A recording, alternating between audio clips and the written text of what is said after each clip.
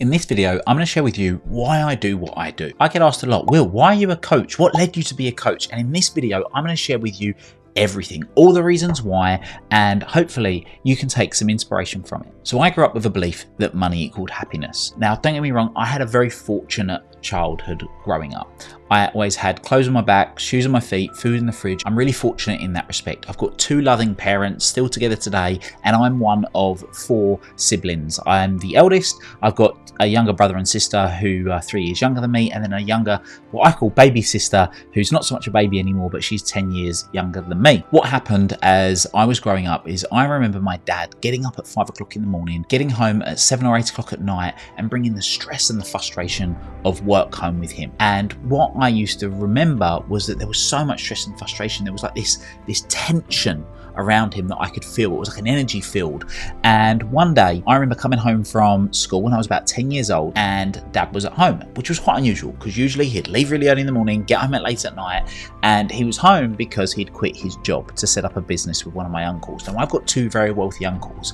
One of my uncles is a billionaire, the other one's a multi-millionaire, and Dad always used to say they just got lucky. That was his excuse. They just got lucky. They just got lucky. I remember at this point, I was about 10 years old thinking, yes, this is it. Dad's just going to be like Uncle Steve. This is going to be amazing, because Uncle Steve was always full of energy. He's really vibrant and he was great energy to be around. Anyway, a few months later, I noticed some differences in my dad. And my dad at that point, who hadn't been working for a number of months, was showing signs of what we would call today being depressed. Slept in a separate room to my mum, curtain shut all day, didn't leave the house, all the stereotypical stuff.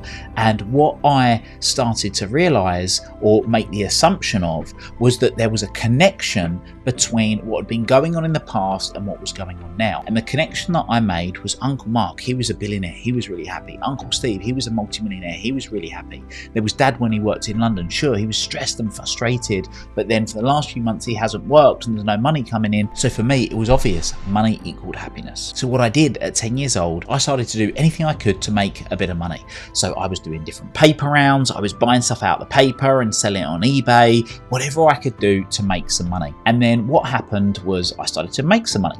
And what I wanted to do when I had my money was to buy stuff, as lots of young teenagers do. They get money, they accumulate it, they don't want to invest it into their future, they just want to be able to buy stuff and have material belongings, which is exactly what I did. And one of the things I actually really quite liked was fashion. So I used to like buying designer clothes. I think looking back now, it gave me a degree of significance, and that's probably one of the reasons why I like these designer clothes.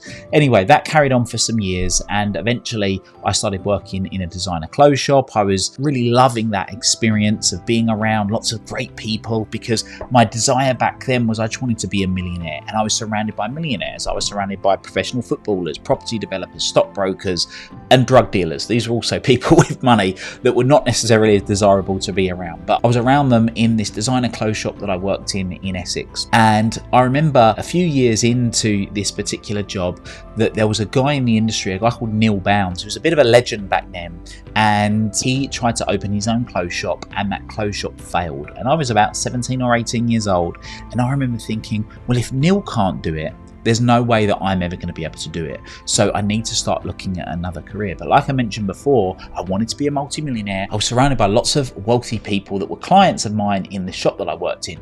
And what I worked out was that the majority of the really wealthy ones fitted into four categories. They were either professional footballers, property developers, stockbrokers, or drug dealers. And I just decided I need to become one of those. So the first one that I ruled out was being a professional footballer, because I'm absolutely rubbish at football. And the second one that I ruled out was being a property developer, because I didn't have loads of money to be able to invest into property. So I was left with two options: either become a drug dealer or get involved with the world of broking. Now, to my mother's delight, I didn't become a drug dealer, but I did move into financial services. And this was around 18 years old, and it was the first time that I stumbled across personal development. And I read a book called The Secret. And The Secret by Rhonda Byrne is a great book about the law of attraction. And what was fascinating for me at that particular point was it wasn't so much new information transformation as such, what it did was it made me realize what I'd been doing for the last 5+ years, because I had been applying the law of attraction without ever realizing. If I wanted to get something, whether it was a piece of designer clothing, whether it was a petrol scooter or mini motorbike, whatever it might have been that I wanted in my mid-teens, I was able to get it, and I'd visualized it, and I'd believed it, and I'd taken the appropriate action to get that and make it happen, and essentially manifest it into my life. So I was like, this is great. I've realized that I've been doing this, but never realized I was doing something that actually existed. I just thought this is what I did. Now I can apply this even more. So I did more and more personal development. The more personal development I did, the more money I made. That went on for some years.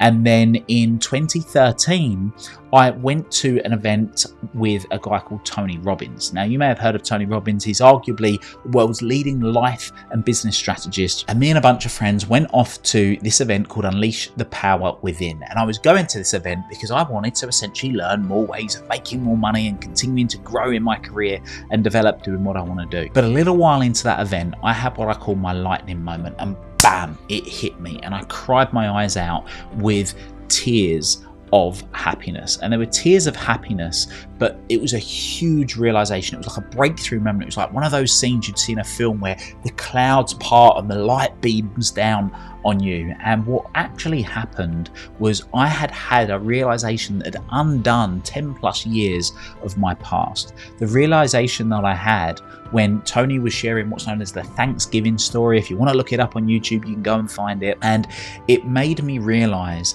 that my real driver was nothing to do with money. It had never really been about money. What it was really about was about my dad, and how I perceived that my dad hadn't achieved certain things he was capable of, and the impact that had on him and my mum and me and my family and a whole host of other people. And I vowed in that moment, I don't want anyone else to go through the suffering that he went through and we went through.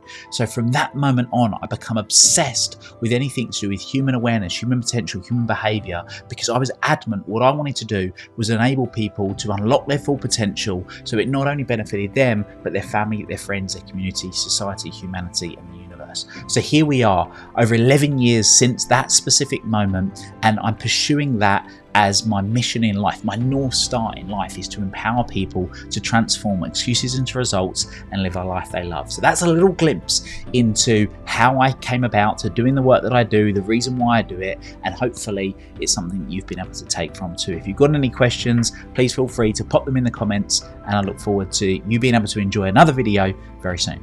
I'm going to be sending a free copy of my book, North Star Thinking, Master Your Mindset and Live a Life You Love, to someone that comments on this video. And if you're loving this video, then hit like and subscribe to get more.